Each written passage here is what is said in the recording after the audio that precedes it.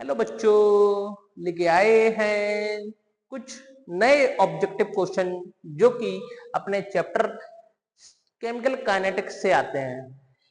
ये क्वेश्चन अधिकतर आपके एग्जामों में पूछे जाते हैं। सीयूटी एग्जाम के भी बेस्ड क्वेश्चंस हैं। चलो अपन इनको देखते हैं क्या दे रखे हैं यहाँ पे। The rate law for a reaction is given as rate k a की power 2 b what the order of the reaction. मतलब हमें अपने पास में एक रेट लॉ लिखा है, ठीक है, एक रेट लॉ दिया है और उसमें अपन को दे रखा है किसका हमें ऑर्डर बताना है कि अपने पास में ऑर्डर कितना आने वाला है। ठीक है, ऑर्डर का मतलब कोटी पूछी गई है तो अपन को देखो ऑर्डर जो होता है वो किसके बराबर होता है, 2 + 1 के बराबर। इनकी पावर के जो सम होगा वो हमारे पास में ऑर्डर कोटि के बराबर होगा। तो कितना होगा, 3 होगा। तो अपना करेक्ट आंसर कौन सा हो जाएगा, सी वाला। यहाँ से करेक्ट आंसर हमें देखिए मिल जाएगा।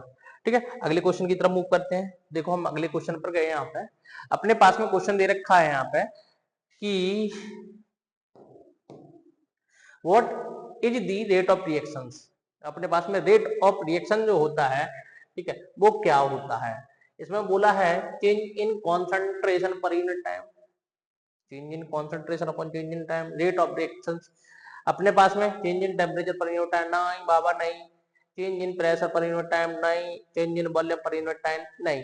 ये बेसिकली अभिक्रिया लिखा है, थोड़ा सा हिंदी जो मिस्टेक है यहाँ पे। बेसिकली अपने पास में जो रेट होता है मतलब दर होती है वो होता है change in concentration upon change in time. सांद्रता में परिवर्तन बटे में समय में परिवर्तन को हम क्या बोलते हैं, रेट ऑफ द रिएक्शंस बोल देते हैं। ठीक है, तो अपने पास में कौन सा आंसर हो जाएगा, change in concentration per unit time, ये वाला हमारा करेक्ट आंसर हो जाएगा। अगले क्वेश्चन की तरफ गए, यहाँ पे देखते हैं हम। इसमें बोल रहा है which factor does not affect the rate of reactions। मतलब कौन सा कारक अभिक्रिया की दर को प्रभावित नहीं करता। कुछ अपने पास में थोड़ा सा दे रखा है, हिंदी थोड़ा सा मिस्टेक है इसलिए परेशान होने की जरूरत नहीं है, लेकिन कुछ ना कुछ आपको समझ में जरूर आ जाएगा। अपने पास में दे रखा है टेम्परेचर। टेम्परेचर तो भाई प्रभावित करता है, इफेक्ट करता है। प्रेशर भी इफेक्ट करता है। कलर ऑफ द रिएक्टेंट, अरे भाई एक कलर वलर का कोई लोचा नहीं होता है यहाँ पे कि रंगीन है रंगीन है। तो अपना करेक्ट आंसर कौन सा होगा, सी वाला, क्योंकि उसने हमसे क्या पूछा, डज नॉट, कौन अफेक्ट नहीं करता। तो अपने पास में सी वाला हमारा करेक्ट आंसर हो जाएगा। अभी कारक का रंग हमारा करेक्ट आंसर हो जाएगा।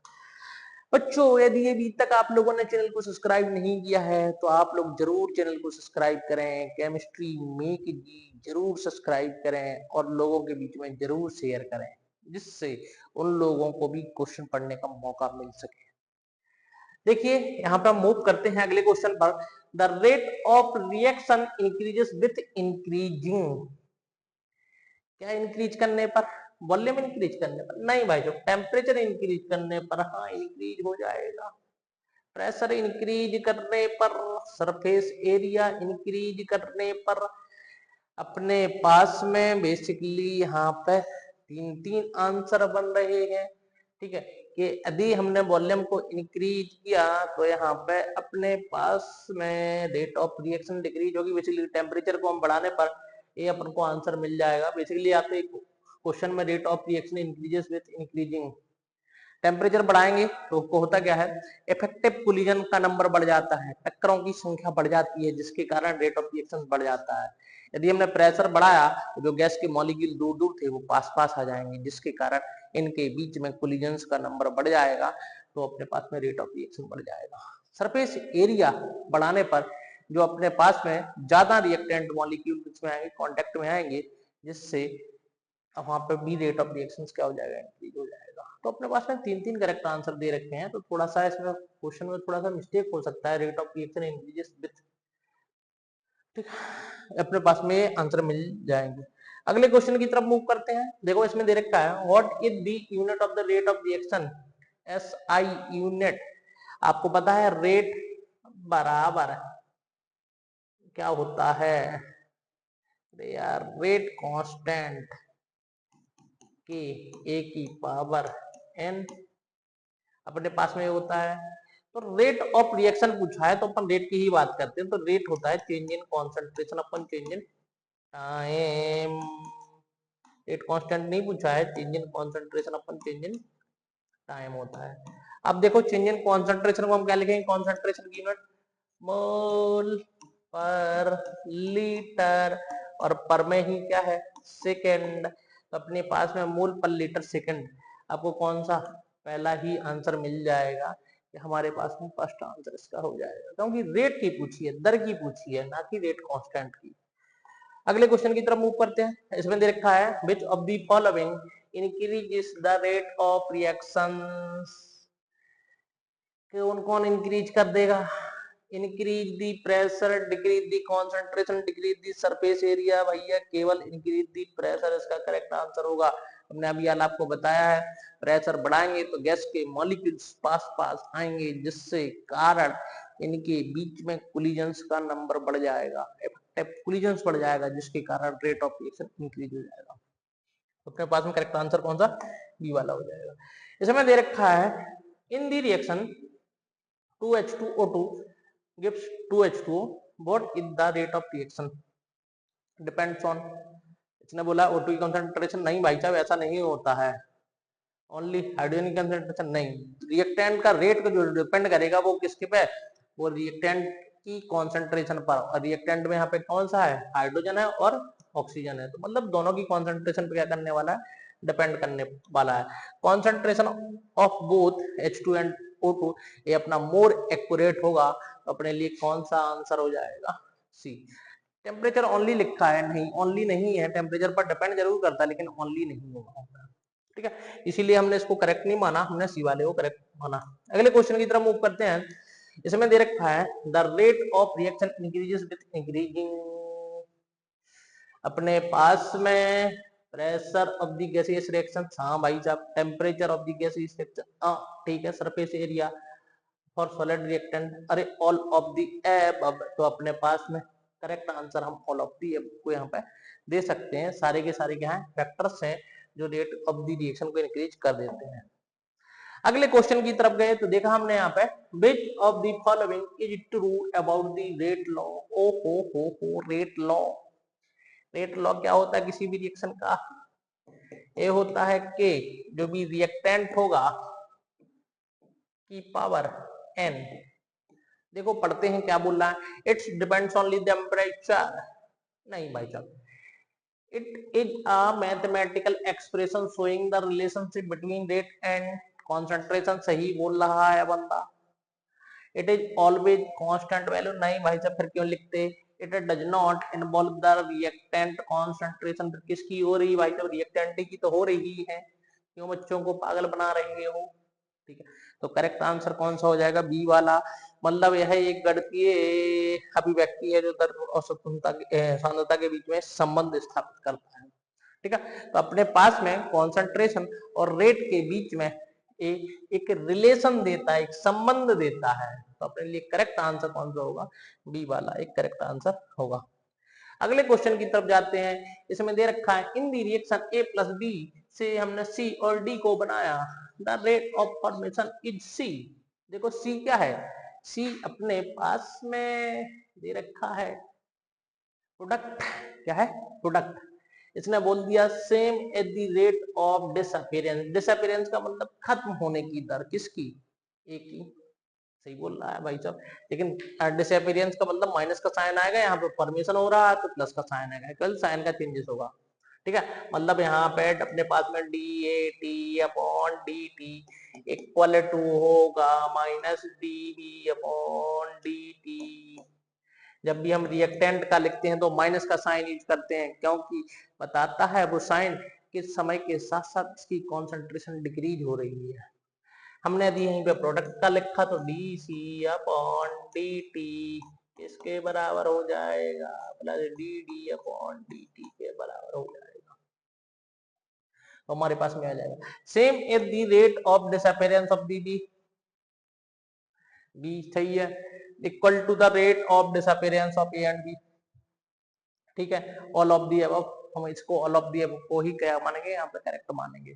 तो थोड़ा सा यदि क्वेश्चन इस तरीके के आते हैं तो इन क्वेश्चनों पे आप जरूर ध्यान से पढ़ाई मतलब पढ़ें कि अपने पास में डिसअपीयरेंस का मतलब घटने की दर की बात कर रहा है, अपीयरेंस का मतलब क्या, फॉर्मेशन की बात कर रहा है, उत्पन्न होने की बात कर रहा है।